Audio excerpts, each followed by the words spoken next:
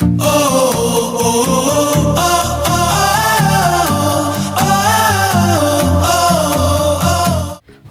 mga kaprex, for today's video. Nandito po tayo ngayon sa sentro mismo sa lungsod ng Zamboanga City. Hinanap ko nga itong isang kainan kung saan dinadayo at pinupuntahan talaga ng karamihan para kumain doon. Marami nga nagsasabi na isa daw to sa pinakamasarap na sati dito nga sa lungsod ng Zamboanga. Ito nga ang Morning Sun Sati. Ngayon ay nandito tayo sa harap mismo ng City Hall. Kung makikita natin, meron din ditong isang monument ni Dr. Jose Rizal. Pinuntahan ko nga itong sentro mismo dahil dito lang daw yung banda at nagtatanong ako sa mga tao kung saan ito matatagpuan nga. At nandito po tayo ngayon sa harap mismo ng Plaza Pershing at ito nga yung Rizal Plaza nila. At yun naman yung City Hall ng Zamboanga. At makikita rin natin dito isang napakalaking eskwelahan ng Universidad de Zamboanga or UZ. Ngayon mga kaprex, nandito na tayo sa Plaza Pershing ng Zamboanga. At pupuntahan na natin itong Morning Sun Sati na nag-ooperate daw ito more than 20 years na, no? So napakatagal na talaga. So ibig sabihin ito, isa ito sa pinaka-legendary kumbaga. Biruin nyo mga kaprex, hanggang ngayon ay nag-ooperate pa rin sila, no? Grabe, sobrang tagal na at buhay pa rin yung negosyo nila. Dito mga kaprex, nandito tayo sa likod ng Southway Mall. Makikita natin dito ang isang gas station. Isang palatandaan na kung saan matatagpuan nga at ito ngang street na ito yung tinatawag nilang Pilar Street at dito nga raw matatagpuan itong Morning Sun Sati. Tara, puntahan nga natin ito mga kaprex at matikman natin ang kanilang sati na isa daw sa pinakamasarap na sati dito sa lungsod. Ngayon nga nandito na tayo sa kahabaan ng Pilar Street at naglalakad nga ako at hinanap ko nga ito kung saan nga ito banda. So may nakikita ako dito mga naglalakihang mga gusali at dito daw yung banda sinasabi ng ibang tao na pinagtanungan ko. Sa katunayan mga kaprex, nakatikim na ako ng sati nga mga siguro 3 beses pa lang, pero gusto ko lang din matikman itong sati nga nila dahil ilang taon na rin ako hindi nakakain itong sati. Sinasabi ng mga tao dito na ang sauce daw talaga ang pinaka the best. Kung napapansin nyo mga kaprex, wala pa masyadong mga sasakyan dahil alas 8 pa lang ito ng umaga.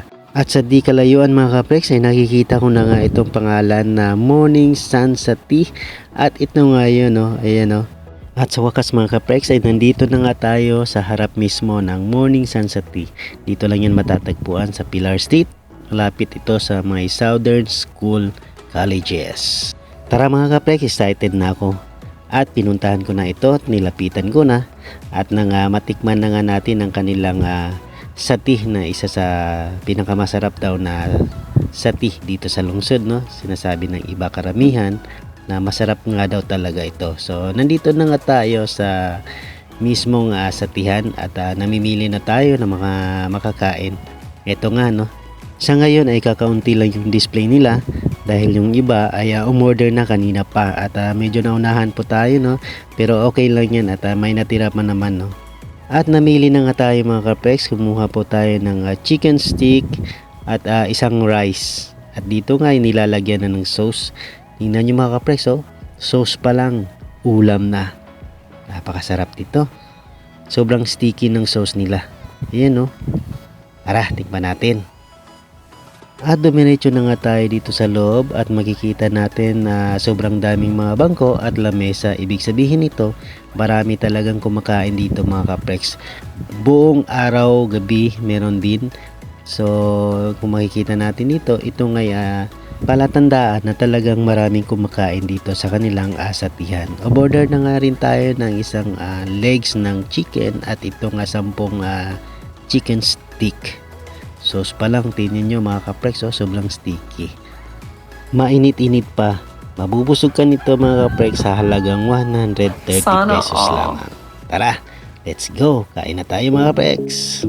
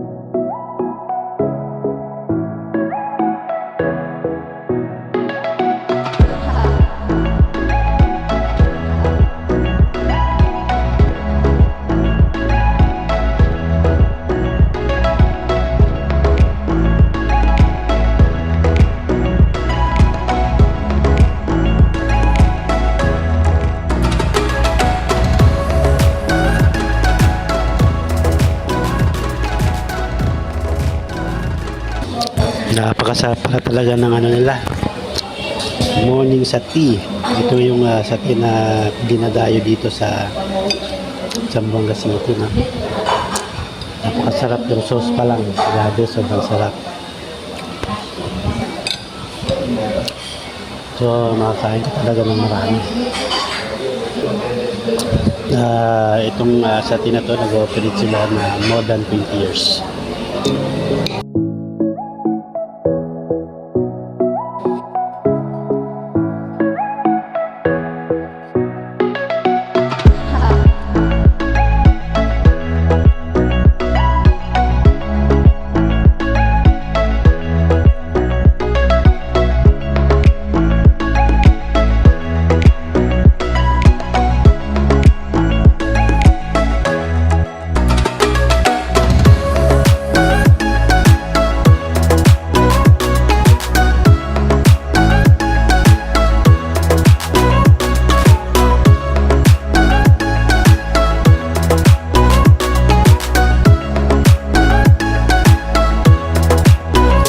Solid, sarap. Grabe. Sarap ng sauce. Nabubusog ka talaga. Sarap ng sauce nila.